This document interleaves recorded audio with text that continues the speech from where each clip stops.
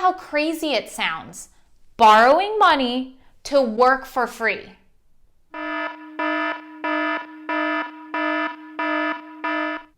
Hi everyone, Melissa Dargan here, and welcome to my YouTube channel on personal finance and all things money. As part of the Congressional Video Series, this video is going to be about how to find a paid DC internship. Do you want to intern in DC but can't afford the cost? Are you looking for a paid DC internship? I said that right, a paid DC internship. One that pays you for working or finding an organization that covers the cost of your internship. Think round-trip flights, covers the metro, covers your meals, and maybe even housing. Well, listen up because I'm about to share with you how to get your DC internship paid for. Also, if you stay until the end, I'll share with you my 4 tips on how to increase your chances of landing that internship offer. As a former internship coordinator, I know a thing or two about how to hire interns in DC. So I'm going to share with you inside knowledge on how to make sure you lock in your internship dream. Before we get started, go ahead and click that like button and subscribe to my YouTube channel to learn more on personal finance. Remember, grab your favorite drink. This week it's a pomegranate spritz, and join me to learn about how you can get your DC internship paid for. Now that's something to drink to. Cheers! When I interned on Capitol Hill, there were very few paid internship opportunities. Since I interned my last semester in college, I had to take out loans to make it happen. In addition to paying for housing, I covered basic staples like meals, the metro, professional clothes. And conventional wisdom at the time in DC was the experience and the networks are going to be worth the financial burden. And so, with that in mind, I borrowed money, went into debt to work for free. Insane, right? Think about how crazy it sounds. I had to borrow money to work for free. Some people even justify why interns in Congress should not worry about pay. David Grinberg claims learning firsthand about the U.S. legislative branch, building relationships with top congressional staffers, serving your member of Congress, experiencing a highly competitive, fast-paced work environment, and getting to know your member of Congress are reasons why you don't need to worry about getting paid for your job. I have so many thoughts about this article. While his points about networks, knowledge, experience, letters of recommendation are all positive outcomes, it doesn't justify not getting paid. My friends in the private sector, when they interned, all got paid. Why is working in the public sector and doing a hard day's work any different? Unpaid labor is unpaid labor. And I 100% disagree with Grinberg. I would not listen to his article. Looking back now, I tell anyone in my position who's looking for an internship in public service to know your worth and remember, experience does not pay the bills. I mean, have you ever heard of anybody paying for rent with experience? Oh, hi, I'm the landlord and it's the first of the month. I'm here to collect rent. Oh, hi, landlord. I don't have any money because I'm an intern, but here's experience. Nope. Experience does not pay the bills. Know your financial worth. Great news is that a lot has changed since my intern days. Now, people who are interested in interning in public service can get paid and maybe even get other expenses covered like housing and flights.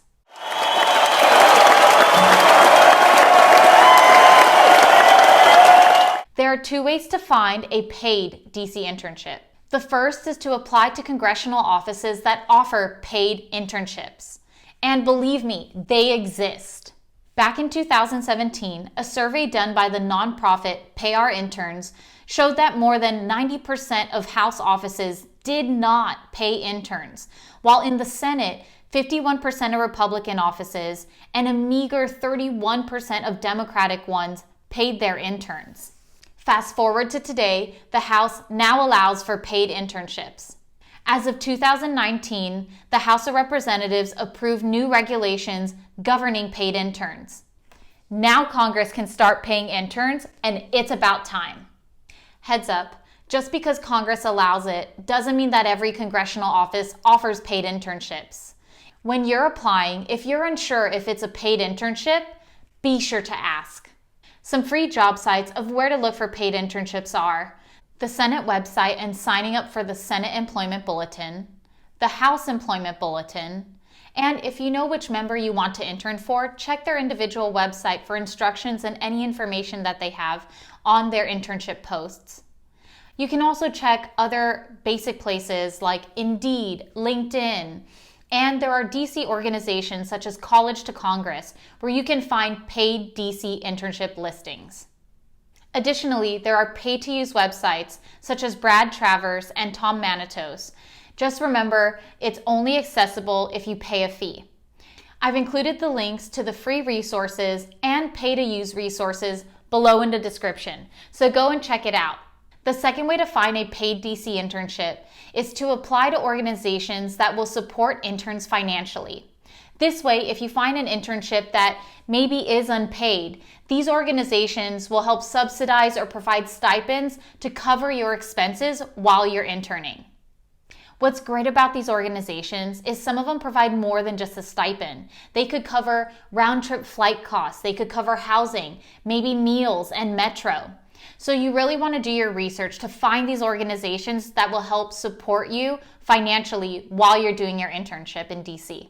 Some great organizations to check out include College to Congress is for students who demonstrate financial need. The College to Congress program covers travel to and from DC, housing, meals, professional clothing, transportation within the city, and everything in between. Think dry cleaning, toiletries, you name it. This is such a great program, and if you're interested in interning in DC but have financial constraints, be sure to look at College to Congress. Then there's the Asian Pacific American Institute for Congressional Studies, or APACS. For Asian Americans, the Asian Pacific American Institute for Congressional Studies offers a $2,500 grant and covers domestic round-trip transportation to DC. Next is the Congressional Hispanic Leadership Institute. This program is for college students with Hispanic backgrounds. The Congressional Hispanic Leadership Institute covers round-trip airfare, housing, as well as a monthly stipend and public transportation. Basically, you just bring yourself. Additionally, there's the Congressional Black Caucus Foundation. The Congressional Black Caucus Foundation participants receive housing, a stipend, and office placements. Those were only a few of the organizations that support interns financially. And to make it easy for you, I put together a list of all the different organizations that provide financial support for people who want to intern in DC. To get the full list, go ahead and subscribe to my YouTube channel and fill out the link below in the description with your information so I can send you this list for free.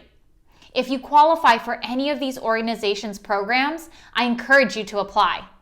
What's great is that there's a wide variety of financial support out there. And if I missed any, please comment below with the link to the organization and the program so that I can add it to the list. It's amazing to see all these organizations that are eliminating the financial barrier for people to intern. I wish I knew about these organizations when I first came to Capitol Hill. It would have saved me from having to take out loans and going into debt. Make sure to use these resources, and good luck applying. Now it's time to learn how to increase your chances of landing that internship offer. As a former intern coordinator, I've seen thousands of applicants. And in some cases, there are thousands of qualified candidates for only 3 to 10 spots. To help you land your dream internship, here's 4 pieces of inside knowledge that will help you when you're applying. Number 1, have a professional resume and cover letter. It's crazy and it seems plain and simple, but even today in my current job, I see resumes and cover letters that are unpolished. They are filled with misspellings, grammatical errors, and generic sentences that say nothing at all. Having a professional and clean-looking resume and cover letter will help you stand out. Also include in it why you want to work specifically for that member of Congress. Do you like the policies that they work on? What committees are they sitting on that you maybe want to work in those areas? You really want to tie in what your value is and why you want to work for that member of Congress. This will help you stand out. Make sure you do your research. For me, when I was first applying, I made sure to include for each of the different cover letters a specific reason why I wanted to work for that member. And I narrowed down the list. The member I ended up working for was on the Financial Services and Foreign Affairs Committee. And because of my background in political science and business in undergrad, he was the perfect member for me to apply to, that I wanted to work on these policy issue areas that he did. Remember, you want to stand out. Be sure to highlight what makes you unique when you're applying. Number 2, apply for your local member of Congress. Representatives love their constituents. Many offices prioritize hiring people from their district. And I mean, it makes sense. If you can hire someone from your district, they already know the area and can easily relate to anybody who calls into the office or comes in to visit. Additionally, constituents are the ones who vote. And so if you can leave a positive sentiment, have a great experience interning for your local member of Congress, those stories are very powerful when it comes to election season. If you're applying for your local member of Congress, be sure to mention that you're a constituent somewhere in the cover letter, or include your address in the district in the letterhead. And it could be as simple as adding this line in your cover letter. As a constituent, and then go ahead and write the rest of the paragraph. So just make sure that you can highlight that you do live in the district and that it is important to you to work for your local member of Congress. Sometimes member offices do hire outside of the district, and this can happen especially because of timing with very little candidates but so many positions for internships that are open. We'll get to this next, and it has to do with timing, but I want you to keep that in mind, that you don't have to work only for your local member of Congress, but there is preference given to people who come from the district. So let's say there are 2 candidates equally qualified. One is a constituent, lives in the district, and one is not. Preference more than likely will go to the person who is a constituent in that district. When I first applied to Capitol Hill, one of the members that I really wanted to work for and that I had sent in an application to was from a different state. I won't say who, but this senator was someone who I admired her policies and I really wanted to work for her. That said, when I applied, the reason I got rejected from the internship was because I didn't come from her state.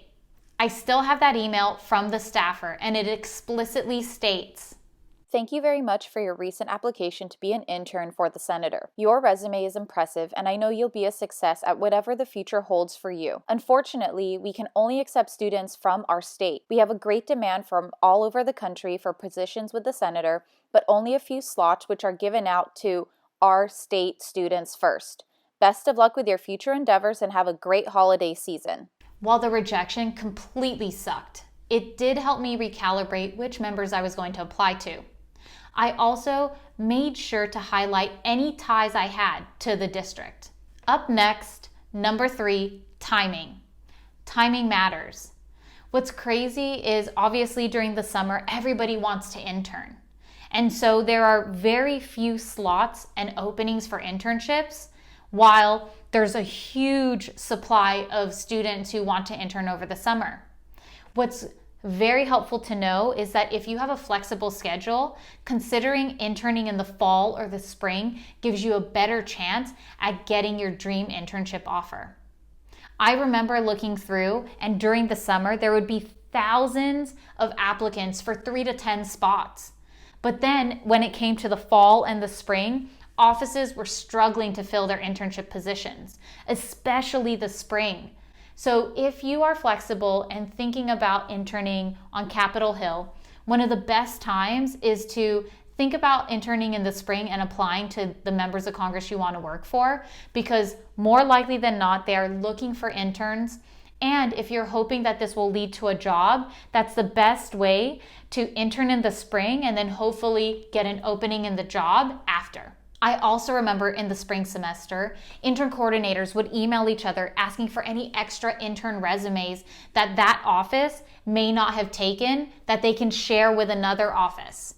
And so really think about it if you have a flexible schedule to intern in the spring and maybe in the fall semesters instead of the summer, because the summer is just heavily impacted and you increase your chances by applying during the fall or spring semesters. Last but not least, number 4, who you know. At the end of the day, Washington, D.C. is a who you know kind of town. And if there's someone who knows the office who can recommend you, or who can send in your resume and cover letter with a recommendation for hire, that helps you stand out amongst all the other applicants. It doesn't guarantee that you get the job, but it gives you a higher chance of likelihood to get the internship offer, because at least you're being read in a pile of possibly hundreds or thousands of applicants. And anything that can make the difference and help you stand out, make sure you take advantage of. With these pro tips in mind, would love to hear if you got the internship that you wanted. Please comment below and share your stories. Good luck applying! Now, if you found these tips helpful, go ahead and click that like button. And if you have any friends or family members who are looking to find a paid DC internship, be sure to share this video. Also, don't forget to subscribe to my YouTube channel to learn more about congressional tips and personal finance. See you in the next video!